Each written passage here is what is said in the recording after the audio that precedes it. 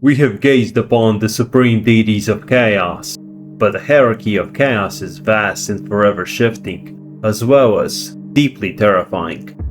Today, we'll explore the entities whose very worship demands elaborate rituals that can break the mind and the body. Welcome back to our deep dive into the world of Elric and the Young Kingdoms. Today's episode is a continuation of the last episode. We will continue to explore the full Pantheon of Chaos. In last episode we covered the Sword Rulers of Chaos, and this episode we'll be finding out about the Greater Dukes of Hell and some of the Lesser Lords. The entities we'll be uncovering today command highly specific fields of chaos and evil. A lot of the names you will be seeing in this episode have been mentioned as one-offs and never truly expanded on, so we'll be relying heavily on the RPG books for this one to fully explore the strangeness of those Chaos Lords. If you would like to support what I'm doing, please make sure to leave a like as it helps the channel grow. As a lot of you that are familiar with the Eternal Champion, there isn't a great deal of dedicated channels on YouTube that focus on Moorcock's work, and I hope to inspire others to make more Eternal Champion content. There is so many different aspects of the multiverse that I would like to talk about. I hope to one day talk about Gaynor the Damned, Prince Flamadin and John Dacre, about Hawkmoon, about Erekos and Korum, and about all the other madness that is out there. However, I want to ground myself in the Young Kingdoms for now, so we can fully catalog the world before moving on to one of the many others that await us in the multiverse. With all of this out of the way, let's dive into the Pantheon of Chaos once again. The heavy rain continues its ruthless assault against the black granite of Ryfel. The sinister port city, once a mere Melnibone harbor for its vast battle barges, now ruled over by a lord sent in exile by the theocrat Jagrin Leon. We've spent most of our day cataloging the Sword Triumvirate and exploring the madness that they represent, and now we move on to the rest of the Greater Dukes of Hell and some of the Lesser Lords. Balan, Lord of Pain and Ecstatic Agony. This Lord's dogma revolves around pain. Pain is what allows us to be aware of our own existence, is what his followers believe. Their ideology is brutal but simple. Without pain of cold, we would die from the element. Without the pain of hunger, we would starve. The dead feel no pain, so to feel pain is to be truly alive. In fact, dying an agonizing, painful death is considered a blessing, allowing a priest to fill their final moments with total and complete awareness of their mad god's presence. Those that follow his dogma split into two groups: those who view him as a patron of torturers, and those that worship him in the forms of Lord of Ecstatic Agony, which leans into self-mutilation approach to devotion. The clergy of Balan stands out far more compared to most. They wear heavy robes and cloaks to cover their heavily scarred bodies, and members wear heavy iron masks. Once a priest progresses far enough, a ritual where the iron mask gets bolted directly into their face proves their dedication to Balan. Every full moon, victims are to be subjected to mass torture, and the future is read on their spilled entrails. Based on how long their victim wails in agony determines how good the fortune will be. The longer they endure, the better the months will be. Every new moon sees new cultists get initiated with torture. Medication is given to keep them conscious and aware of the pain. If an initiate cries out in pain, they are deemed unfit and are tortured to death. Many followers make pilgrimages to the Garden of Pain in Quamgarl. In the times before sacking of Imrir, followers were known to undertake a journey to the Dragon Isle of Melnibone, catch a glimpse of the Dark Tombstone in Moonshunjik Tower, the place where Dr. Jest performed his grisly work. Chardros the Reaper, the Chaos Lord of Death and Darkness. To fully grasp the cult of Chardros, one must understand that the ideology is entirely forged out of the psychology of the Mabden people. Those are the human race that were made by the Swordrewers for entertainment purposes only. When the Mabden were brought to the Young Kingdoms, Chaos made their survival easy by offering them sorcery and demonic aid. Over the coming centuries, they became more reliant on the supernatural powers that made them fundamentally lazy, corrupting their minds until they viewed power over others as the only power worth having. This obsession perfectly explains why slavery is so common in Tang. It's not simply about making someone else do the work. It's about proper exercise of power over a fellow human being. The cult is massive and the primary cult of the Church of Chaos. It boasts a prominent place in nearly every country in the Young Kingdoms. Members view themselves as the only real followers of the only real Chaos God that matters, looking down upon all others. They all operate under absolute certainty that they alone will eventually become the Theocrat, rule Tang, and achieve immortality. With such dogma, one can easily imagine how common backstabbing is within the cult, though smaller cabals do get formed occasionally to topple down more powerful figures. Magic is often used to revive them afterwards, to use them as an undead, a willing subject in a weird display of power over others. The cult has a type of mantra: the strong are strongest alone, and the largest place of worship is the Palace Temple of Chaos in Tang. Pyaray, the Whisper of Impossible Secrets. Some may recall Elric calling upon this entity during the defense of the Dreaming City from the barbarians hired by Urkon. It is rather strange to consider how Strasha rescues Elric after he falls into the ocean when you know that Pyaray is the entity that Strasha despises the most. It goes to show how much Strasha wanted to see the Dreaming City destroyed, as he hints at Elric in the brief moments they share underwater. Pyaray is fascinatingly the only one that is immune to the strictures of the cosmic balance. He can roam across the million spheres and send his many agents there at will. His ultimate goal is to drown mariners across the countless world, conscripting their souls into the Chaos Fleet. A vast legion of undead as the ones we saw help the defense of the Dreaming City. Followers of Pyaray loathe the land and will not disembark their ships unless unavoidable. Their ideology teaches that as long as a man has a ship and an able crew, there is no corner that cannot be conquered. Pyaray is known to appear as a giant red octopus with a blue crystal which is said to contain his soul. His priests grow matted masses of dreadlocks in their hair and beards to better emulate the tentacles of their Dark Lord. They wield tridents in battle and adorn their armor with nautical imagery such as scales, shark's teeth, or suckers. Because Pyaray rules the ocean's darkest depths, the followers have deep hatred towards Strasha, the elemental ruler of water.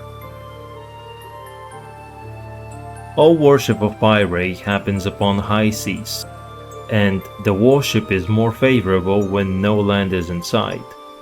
Nightly sacrifices are made to the lords of the deep, and the execution varies, walking the plank, keel-hauling, or feeding them to sharks. In either way, the cold embrace of the sea awaits all victims. A temple does not exist in Pyaray's honor. However, there are hidden shrines on tiny islands and obscure harbors. The most infamous is the Jaws of Pyaray, somewhere around Tang. The shrine resembles the jaws of a massive shark, and the water around it is strangely animated, randomly changing color and temperatures while being patrolled by bizarre sea creatures who swarm drowned mariners from the Chaos Fleet. Slortar the Old, Lord of Pleasures. Slortar is the eldest and one of the most powerful lords of chaos. Ironically, he appears as a beautiful slim youth. Unlike Chardros or Pyaray, who demand blood, terror and betrayal, Slortar's methodology is disturbingly passive. He derives immense energy anytime mortal followers seek out pursuits they find pleasurable, expecting his faithful only to do what comes naturally to them. The vastness of this encompasses could make an argument for it being the largest cult in the Young Kingdoms. Even the faithful of other gods unwillingly worship Slortar whenever they engage in pleasurable activities. In lawful countries, pleasure is viewed as a distraction from proper devotion. As we previously talked, every law citizen has a duty to their god and must remain true to their religion not only in word, but in action as well. Otherwise, they risk the forces of chaos gaining more ground upon the world. The cult of Slortar acts as a highly subversive force of corruption. They undermine authorities by discovering the secret desires of lawful priests and agents, drawing them with the promise of pleasure, drugs, or greed.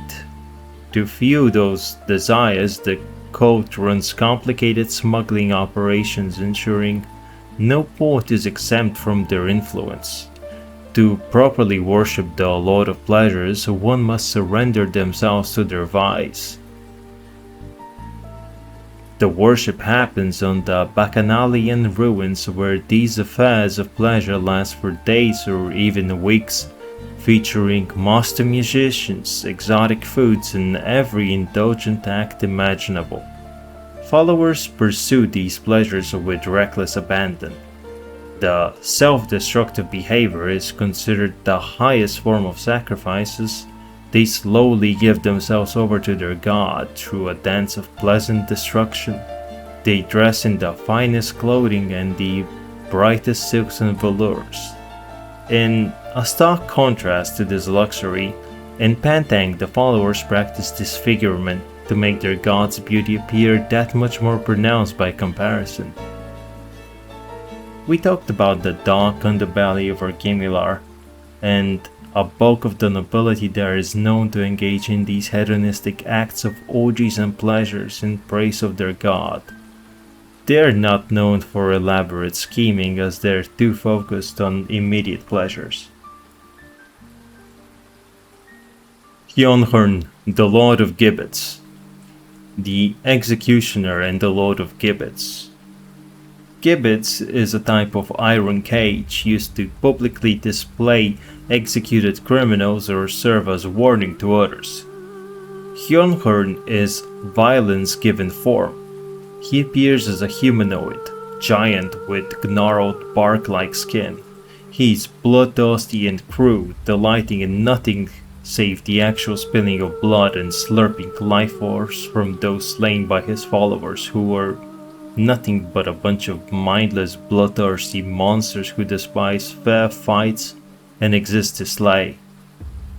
Hionhurn whispers madness in the minds of executioners and sways them to worship him without realizing.